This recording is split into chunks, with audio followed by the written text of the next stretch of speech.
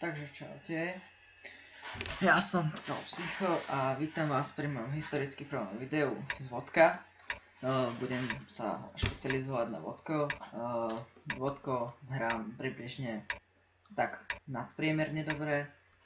A teraz si ukážeme bitku s S-tovkou.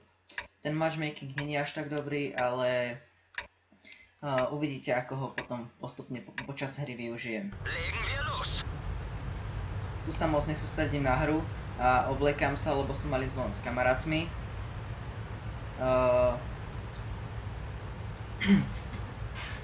Tak, stále sa nesústredím, stále sa obliekam, ešte stále sa obliekam.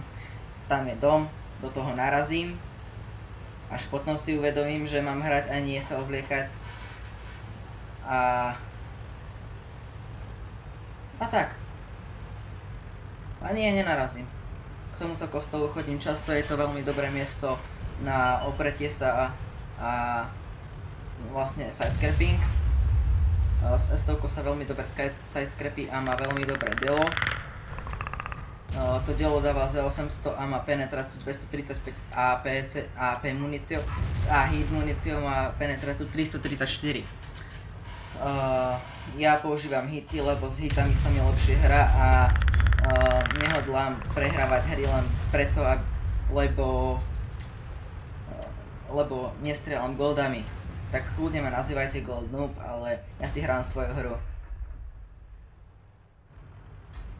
Teraz som sa rozhodol, že sa presuniem k tomu domu a budem tam strieľať na toho Conquerora. Nauhoval som sa tak, aby ma nemohol prestreliť do vaničky a ani do boku. Ani nikto to, ani S4, ani nikto. Tu vidím Conquerora. A som svietil, tak som sa otočil. Cez druhú stranu idem strieľať. A vidíme tam aj Mausa. Maus bude moja prioritná korisť, ktorého zabijem skoro celého sám. Hen tie životy, ktoré mám, usundám ja celé sám. Však uvidíte. Teraz som dostal jednu od Mausa. Opravím si strelca, ale najskôr zabijem Conquerora. Bum.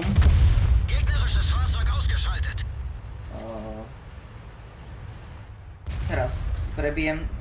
Vidíme, že Maus je gold noob, ako ja, why not.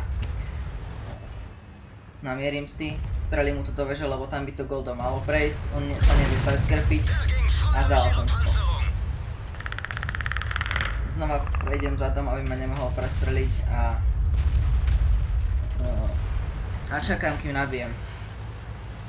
Teraz som sa uhlil, lebo som sa bál, že tí S-tovka love na mňa vybehnú a oni vybehli. Tak znova vybehne na osa. Teraz si ma už nebude všímať a ja to náramne využijem. Teraz som myslel, že sa uhluje, ale neuhloval sa a dal som mu to do vaničky. On ma nemá šancu prestreliť do vaničky, takže ja som prakticky nesmrteľný, pokiaľ mi to nedá goldom do veže, ale keďže sa na mňa nesústredí a nedomieril si, tak zabudol proste na mňa strieľať. Teraz bude strieľať niekde inde, alebo ma neprestrelí. Dobre, tento replay vidím prvý raz, lebo ja si replay nepúšťam, ja nemám toľko času, aby som si mohol púšťať replay. S4 mi tiež dosť vyberie, ale Maus sa teraz na mňa nebude sústrediť, to je 100%. A bum. Kabum. Alebo nie, do pasu. No dobre.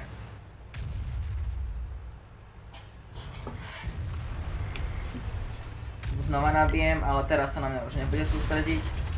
Čo hovorím. A bum. Posuniem sa ďalej a idem na S4. Ani tá si ma moc nebude všímať. Čiže laker.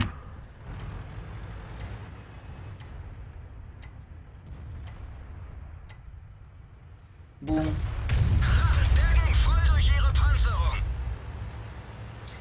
Veľmi účinný spôsob, ako sa si uhlovať aj väžu, je dať nie dať ju rovno k nepriateľovi, ale troška ju potočiť do boku, aby vás nemohol prestreliť ani z boku z veže, ani spredu z veže, lebo tu budete mať mierny uhol, ktorý dinga. To isté platí aj na Mausovi. Akurát na mouseovi sa dá lepšie uhlovať vanička, lebo je menšia. Ja štvorku si už tuším, že nedorazím. Alebo dorazím.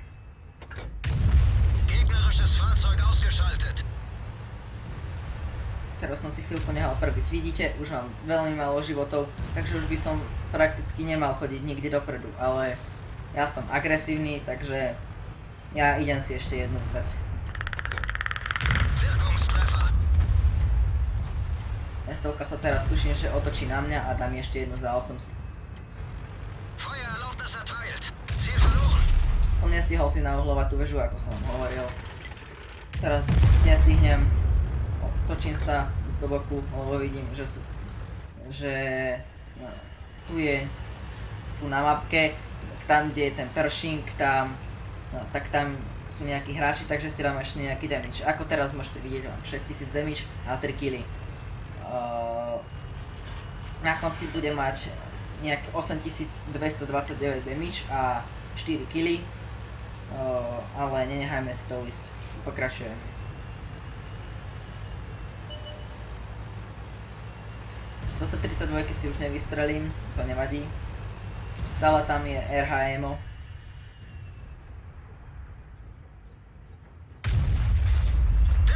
Neviem, ak som to trafil, lebo mi podišiel, ale asi by to neletelo presne na ňo. Tak som mu to asi dal úplne do zadnej časti motora, čiže ho to len tak šrchlo. Ten náboj by ho mal zapaliť, ale nestalo sa, no nevadí. Lebo hit má 334 penetráciu a RHM má pancier takmer nulový, takže tu som sa celkom bál, aby ma nezabil ten foch, lebo ten bol celkom skúsený. Mal 39 000 bitiek a 1147 win rate, ja mám 1014 win rate, takže písal som teraz Bulldogovi, že nech to ide spotiť. A no sa na to veľmi rád podujal, tak ja som si tu už nahloval laničku, do tým ani foch neprestrelí goldom možno, ale to neviem, nie som si istý, ešte to nemám odskúšané, focha moc nestretávam. Tak počkajme si, kým to Bulldog nás spotí.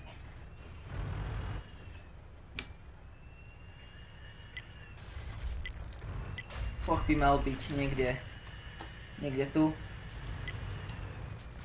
ale nebol tam. Presunul sa inde. RHM bolo stále na tom istom mieste, kde som ho ja nehal. Čo hovorím, Foch sa presunul. Ja mu stihne dať ešte jednu ranu iba. Ja už nie. Zabijú mi ho, ale nevadí. On si opravil pasy a išiel naramovať Bulldoga. Čo nebolo veľmi dobré, ale tak aspoň nejaký kill si dal. Nestihol som, dobre. Je to posledné RHMO. To by som si dokázal kľudne naspotiť aj sám, ale ja som naozaj nevedel, kde je. A myslel som si, že bude približne tam, že sa to nepohlo. A čakal som, že bude troška nižšie, tak som tam mieril, ale nakoniec bol tam, kde som ho nehal. Toto je všetko z bitky, replay končí. A ja vám ukážem tabuľku.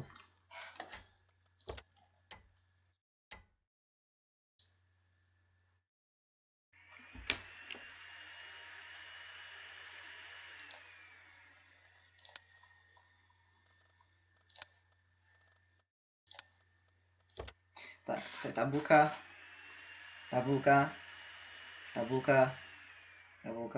ešte to není tabuľka, ešte stále to není tabuľka, takže Ace Tanker, veľká ráž, pretože som mal najvyšší damage, najväčší damage z týmu, 1083 skúseností, celkom veľa, teda celkom málo, čakal som, že bude viac za 8000 damage, ale predsa len nebola to žiadna epická bitka, videl som už aj lepšie 12000 damage a prehra, penap. Na 4 killy, 1 kill Mouse, 1 kill IS-4, 1 kill Conqueror, 1 kill RHM, bojovník za 4 killy, duelista za všetky tanky, ktoré ma poškodili, som zničil, tuším, že tak nejak to je aučná palba, prekonajte svoj počet HPčok v tom, že nastrieľate väčší damage. Takže ja dúfam, že sa vám video páčilo, že bolo poučné, ak nebolo poučné, tak nevadí. A vidíme sa na budúce. Čau.